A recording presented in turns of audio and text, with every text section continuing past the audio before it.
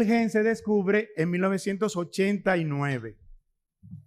Bien, ¿qué es entonces la proteína SFTR? Pues la proteína SFTR es un canal de cloro y de bicarbonato que se asocia a lo que es el canal de cloro sensible a calcio y al canal de sodio epitelial sensible a amiloride. ¿Qué vamos a tener?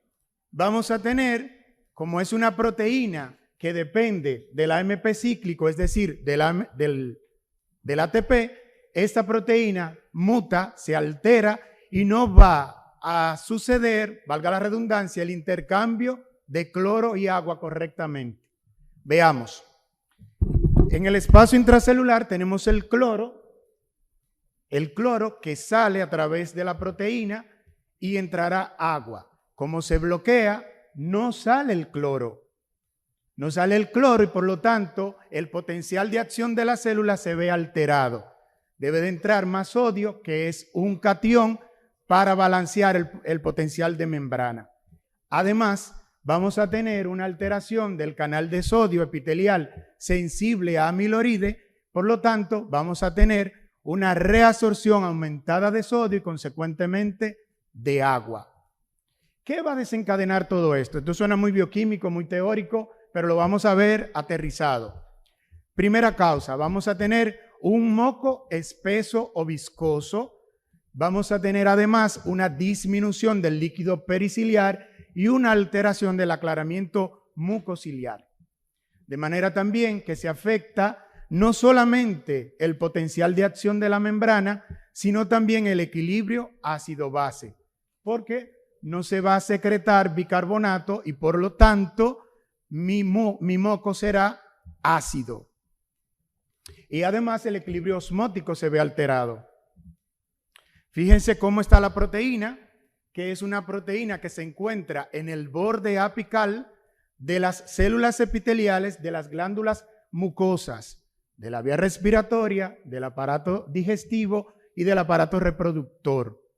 Fíjense que esta proteína tiene 1480 aminoácidos, tiene dos dominios transcelular, fíjense que atraviesa la membrana, dos dominios nuclear y un dominio regulador. Fíjense que normalmente el cloro pasa del espacio intracelular al extracelular. Si hay una mutación, una delección, pues esto no ocurrirá. Teóricamente nosotros conocemos el moco. El moco tiene dos grandes porciones. Una porción superior que es la parte gel, donde tenemos células, dendritos celulares, bacterias, etc. Y una parte inferior que es la parte sol, que es la parte líquida, donde se baten los cilios a una velocidad de 60 micras por segundo. Normalmente sucede esto. Fíjense que sale cloro, entra agua y consecuentemente entra sodio y consecuentemente agua. Si tenemos una alteración en el canal, no saldrá cloro y como hay un bloqueo del sodio, del canal de sodio epitelial sensible a amiloride, tendremos una reabsorción aumentada de sodio y de agua. Ya conocemos que existen más de 2000 mutaciones. Cuando dimos bioquímica, sobre todo los egresados de la UAS, conocimos a Jimmy Barranco, que nos decía y enfatizaba tanto la síntesis de proteína. Recuerden que la síntesis de proteína comienza en el núcleo. En el núcleo, el ADN se transcribe hacia ARN mensajero y de aquí pasa a las organelas, sobre todo al retículo endoplásmico rugoso, que contiene ribosoma, e inicia el proceso de síntesis como tal. Luego pasa al aparato de Golgi, donde se madura o se preprocesa. Y de ahí pasa a lo que es el borde apical del epitelio, de las glándulas que hemos mencionado. Entonces, de acuerdo a la alteración en las diferentes etapas, estas se van a categorizar en 6 grandes grupos. ¿Y por qué la importancia de esto? ¿Por qué? Porque cada día más tenemos fármacos que actúan en uno de estos grupos específicos. Tenemos la clase 1, donde tendremos un defecto en la síntesis. La clase 2, el defecto se encuentra en el procesamiento y en el tráfico celular. Ojo, la mutación más frecuente se encuentra en esta clase y es la delta F508. ¿Y por qué se llama así? Se llama delta porque existe una delección de un aminoácido que se llama fenilalanina en la posición 508. Recuérdense que el gen tiene 27 exones, que son la parte codificable, que dan lugar a la síntesis de proteína. La clase 3, tenemos un defecto en la activación y en la regulación. La clase 4, un defecto en la conductancia. 5, reducción de la cantidad. Y 6, un defecto o una renovación acelerada de la proteína.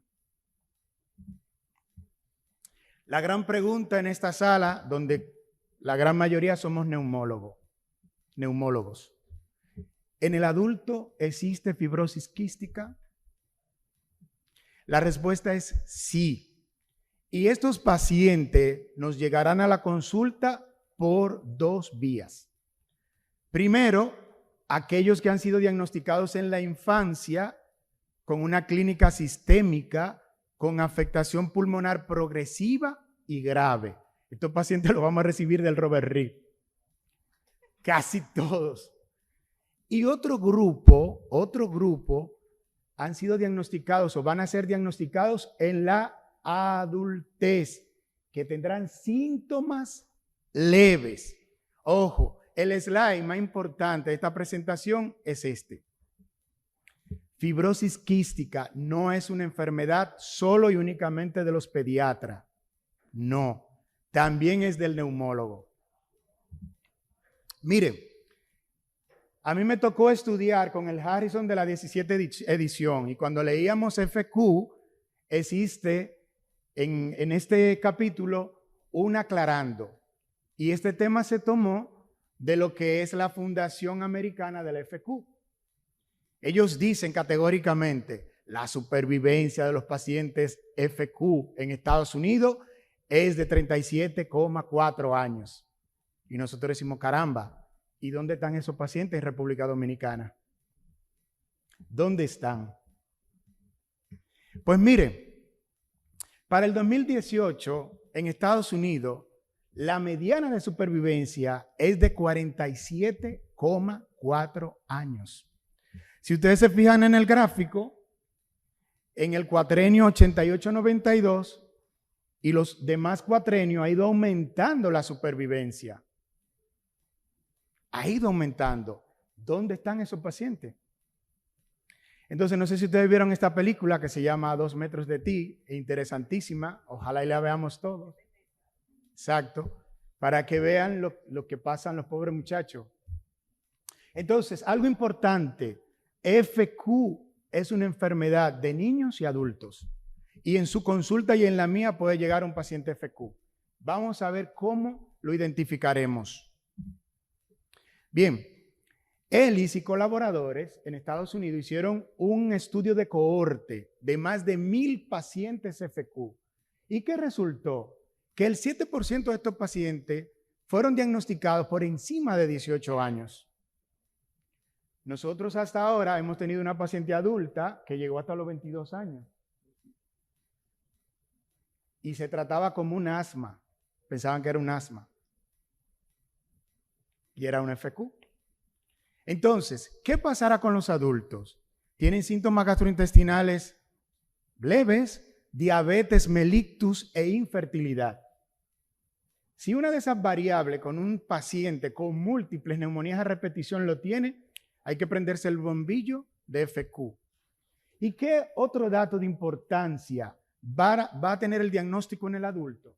Recuérdense que FQ existen 2 tipos. La definición clásica de la misma y la definición atípica. Y los adultos entran en esta definición. Mutaciones genéticas inusuales, no esperemos la delta F508. Función pancreática normal. Pruebas del sudor normal o con un resultado indeterminado. ¿Cuáles criterios vamos a aplicar a este tipo de paciente? Primero, bronquiectasia de etiología desconocida, colonizada de forma crónica por Pseudomonas o un agente o un microorganismo extraño. Neumonías a repetición. ¿Cuánto no hemos tenido pacientes que nos llegan con múltiples neumonías al año? Una aspergilosis broncopulmonar alérgica, pancreatitis recidivante, azospermia y familiar afectado de FQ. La doctora Cordero tiene un caso interesantísimo. El niño se diagnostica con FQ. Bueno, le estoy pisando la conferencia, está bien. Entonces, diferencia en el diagnóstico. Existe una o más de las características fenotípicas de FQ que antes mencionamos, antecedentes de FQ en un hermano o el cribado neonatal positivo, más una prueba de cloruro en el sudor en 2 o más ocasiones, identificación de 2 mutaciones causantes de FQ en 2 alelos separados, o la demostración del transporte iónico anómalo en el epitelio nasal. Bien, todos hemos dicho que la función pulmonar y en dado caso de afectación será leve. Tendremos otros síntomas que el paciente presentará cuando nos llegue a la consulta. La enfermedad pancreática, han sido pacientes con múltiples afectaciones pancreáticas que desencadenan se cronifican y hacen insuficiencia pancreática exócrina. Diabetes mellitus relacionada a FQ. 100% de los pacientes FQ hacen diabetes comparado con la población general. Y este riesgo aumenta con la edad, presentándose en un 20% en los adolescentes y de un 40 a un 60% en los adultos. La pancreatitis, el DIOS, que es el síndrome de obstrucción intestinal distal, en un 15% aproximadamente el paciente hace obstrucción intestinal. Y esto se vincula a fenotipo severo y a mala función pulmonar. Son cuadros repetitivos de obstrucción intestinal o parcial, sobre todo de la región iliocecal. Bien, la enfermedad hepática, que es la tercera causa de mortalidad en el paciente adulto, presentándose de un 27 a un 35% y rara vez progresa hacia cirrosis hepática. Infertilidad.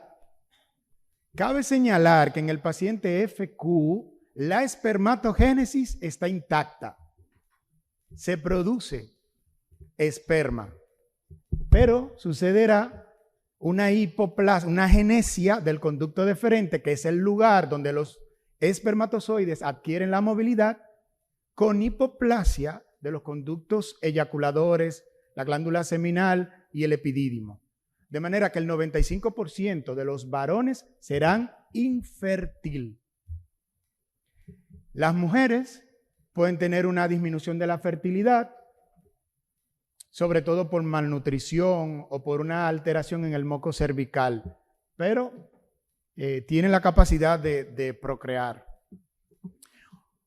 Otros cuadros son osteopenia, osteoporosis y por último cáncer. La población FQ tiene mayor riesgo de cáncer, sobre todo gastrointestinal, que los pacientes de la población general. Y recientemente salió un estudio que los pacientes con bronquiectasia severa es un factor después del cigarrillo predisponente para cáncer de pulmón. Hace 4 días que salió este journal. Entonces, recapitulando, tenemos una alteración, del moco que está viscoso, y esto desencadenará una cascada de acontecimiento convirtiéndose en un círculo vicioso: obstrucción, inflamación e infección. Con respecto a la inflamación, si hacemos un corte histológico del epitelio de la vía aérea, tendremos una inflamación neutrofílica crónica y exagerada. Todos sabemos que los neutrófilos son reactantes de fase aguda, que la vida media es de horas, de 2 a 4 horas. Aquí tendremos un infiltrado neutrofílico crónico, que con esto disminuye lo que es el aclaramiento bacteriano. Y además, el glóbulo blanco o el neutrófilo se rompe y va a liberar actina y ADN. No, llévesela. Muy bien. Libera actina y ADN. Todo esto consecuentemente desencadenará lo que es mayor obstrucción, mayor viscosidad del moco. Otra cosa importante, se liberan proteasas. Las proteasas, como la elastasa, superarán al número de las antiproteasas. Todo eso desencadenará una alteración o un remodelado de la vía aérea. Consecuentemente, se producirán bronquiectasias, que dará al traste con la vida del paciente. Además, se liberan sustancias proinflamatorias y factores quimioatrayentes, sobre todo interleucina 8 e interleucina 1. La próxima. Por favor. ¿Sí? Sigue. Importante, recuerden que la deshidratación de la vía aérea produce un círculo vicioso, una cascada de eventos que consecuentemente desencadenará en bronquiectasias, que son irreversibles y progresivas, e insuficiencia respiratoria y la muerte del paciente. La próxima, por favor. Sí, la próxima. Cabe señalar que las manifestaciones respiratorias aparecen en la infancia, pero en otro grupo de pacientes aparecerán de la segunda a la tercera década de la vida. 3 manifestaciones respiratorias importantes: tos crónica, expectoración y disnea. La disnea aumentará sobre todo en los periodos de exacerbación. Radiográficamente tendremos una radiografía normal o, en otros pacientes, datos de hiperinsuflación pulmonar, engrosamiento peribronquial e impactos mucosos, así como bronquiectasias de predominio en los lóbulos superiores. Seguimos. La próxima. La tomografía o la TACAR, importante es definir la extensión de las bronquiectasias y sobre todo de utilidad en complicaciones como lo es el neumotórax o infección por micobacteria. Seguimos. Miren, 85% de los pacientes FQ fallecen por una complicación pulmonar secundario a una infección por un microorganismo específico. Bien, y todo esto tiene un impacto negativo, sobre todo en la función respiratoria, en la calidad de vida y un alto impacto económico en el tratamiento. En el año 2019, el 31,6% de los pacientes presentó una exacerbación grave. Dígase que si presentó una exacerbación grave, la gran mayoría falleció. Y los gérmenes que se involucran en las exacerbaciones, en primer lugar, Pseudomonas aeruginosa, Burkholderia, el Staphylococcus aureus, Stenotrophomonas maltophilia, y dentro de los hongos está el Aspergillus, la próxima. También tenemos MRSA, Mycobacterium abscessus y la Burkholderia cepacia. Bien, el tratamiento de las exacerbaciones agudas, tenemos un tratamiento no antimicrobiano. En primer lugar, fármacos para eliminar las secreciones respiratorias como la dornasa alfa, que nosotros la tenemos, gracias a Dios. La solución salina hipertónica, al 7, que lo conseguimos por donación. Y el manitol, la fisioterapia respiratoria, importantísimo. Los reguladores de la conductancia de transmembrana de la FQ, que no lo tenemos, pero es válido conocer. Y medicamentos antiinflamatorios como los macrólidos, sobre todo acitromicina y los esteroides. Importante, optimizar el estado nutricional y el soporte respiratorio. Dentro de los antibióticos prescritos de forma crónica, acitromicina, sobre todo 3 veces a la semana por 6 meses, y antibióticos inhalados crónicos como la tobramicina. Importante, la terapéutica antibiótica está basada en el cultivo. En el cultivo. Sabemos la especificidad del cultivo en pulmón. Es baja, pero tenemos que tomarla. Recuérdense que lo ideal son los hemocultivos, pero si el paciente tiene una bacteremia, aparecerá en un 50%. Y si es un cultivo de esputo, anda en un 7 a un 14%. Es baja, pero tenemos que realizarlo. Y si no tenemos cultivo, hay que cubrir Pseudomonas y Staphylococcus aureus. Estas son parte de las medidas crónicas que están relacionadas también y se parecen mucho a las medidas en las exacerbaciones agudas. Tenemos los moduladores, la dornasa alfa, junto con la solución salina hipertónica al 7 y omanitol, la fisioterapia respiratoria, ejercicios, vacunas y la terapia antiinflamatoria. Próximo. Esto es lo que idealmente quisiéramos tener. Se dividen en 2 grandes grupos, potenciadores y correctores. No lo tenemos, son caros, pero existen. Tenemos el ivacaftor, el lumacaftor y el último, que es la combinación de 3 fármacos. Importante, el lumacaftor actúa sobre todo en la clase 2 y en la clase 2 está la mutación más frecuente, que es la delta F508. Bien, la próxima. Fíjense, los 2 últimos slides para mí son importantes y por qué el neumólogo debe pensar en FQ en la adultez. Si se fijan, la esperanza de vida para el año del 40 no llegaban a 1 año los pacientes. O sea, los pacientes se morían temprano. Y fíjense cómo se ha ido trazando una parábola por las medidas farmacológicas, por todos los dispositivos que tenemos. O sea, la terapia farmacológica, la fisioterapia respiratoria, ha potenciado la sobrevida del paciente con FQ. Bien, la próxima. Algo lamentable, que después de los 40 años nos quedamos con un 3% de los pacientes. Pero esos pacientes no llegan a nosotros, los neumólogos, no le llegan al pediatra. Hay un 3% de pacientes, bueno, en Estados Unidos, frente a otras naciones, oscilan un 1, un 2%. Pero ese % nosotros lo tenemos. Y como están, debemos buscarlo. Bien.